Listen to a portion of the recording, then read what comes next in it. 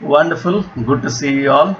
According to Luke chapter 2, verse 52, he was increasing in stature, that is physical life, physical growth, and he was increasing in wisdom, that is mental or emotional growth, and then favor of God. We can take it as spiritual growth. And fourth thing, last yesterday we have seen favor of men, which is social life. So Jesus was growing socially in his social life. He was with the disciples. 3.5 years he was with the people. So that made them to understand how much Jesus loved them. So we must have a family time, but it does not mean that we should avoid people.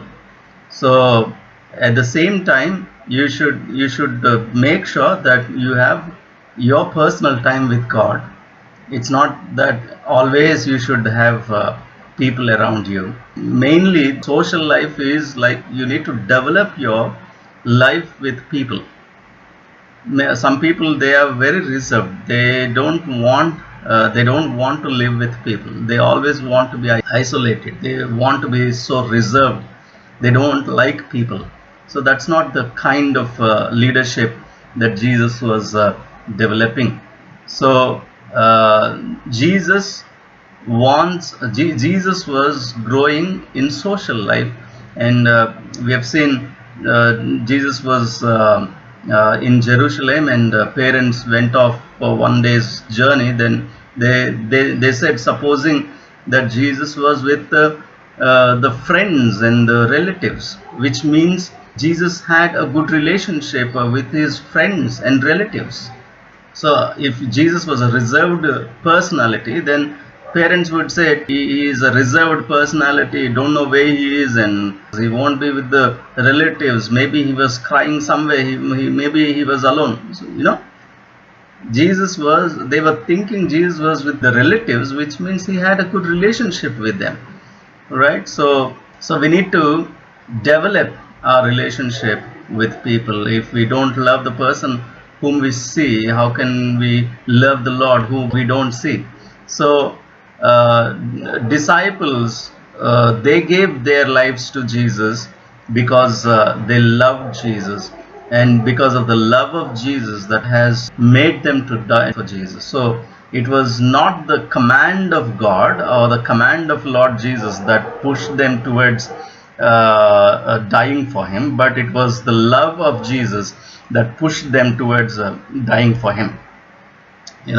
So the leadership quality of with the people, it is not the power of your word, it is the power of your love. The power of your word will not work. People, you say strongly, powerfully, authoritatively, people will not listen, people will not follow you. But the power of love can mend anyone. Power of love can make anyone to do anything. For example, I'll just give you one example with the parents. Like we tell child, right, do this. If we say strong with a strong word to a child, they will say, no daddy, or no mommy, I won't do mommy. But the same thing, you can ask them, beta, can you please do this? He will do it. Okay, mommy. So we think the power of word will make them do something, but if you request them, they will do it. So Jesus, the love makes people to do something, not the force of your power or the authority, right? So that's what we can learn from Jesus. He had a very good relationship with the disciples, his family, his relatives, and with many people. So that's social life. There should be a balance. Some people are very good in spiritual life, but they are failing in social life. Some people very good in social life, but they are very bad in spiritual life. And mentally, some people are very good in spiritual life, but when it comes to mental life or emotional life, for silly reasons, for small reasons. If a believer says anything, if a friend says anything, they cry and they shut their hearts for them, and they become so reserved just for silly things. That means you are not able to control your emotions. So you're not strong enough in your mental life, your emotional life. You're only growing spiritually but not mentally, emotionally.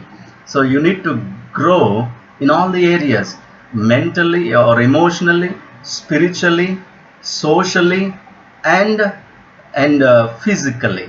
So if you're only growing spiritually and not growing physically, you don't take care of your body, then that is not right. You need to take care of your body physically, materialistically you need to grow, and spiritually you need to grow, and socially you need to grow with the people, and mentally you need to grow. So that sums up the verse 52 and verse 40, and the context between 39 to 52. Right? So that's all about Jesus' childhood experience and what we can learn from his childhood lifestyle.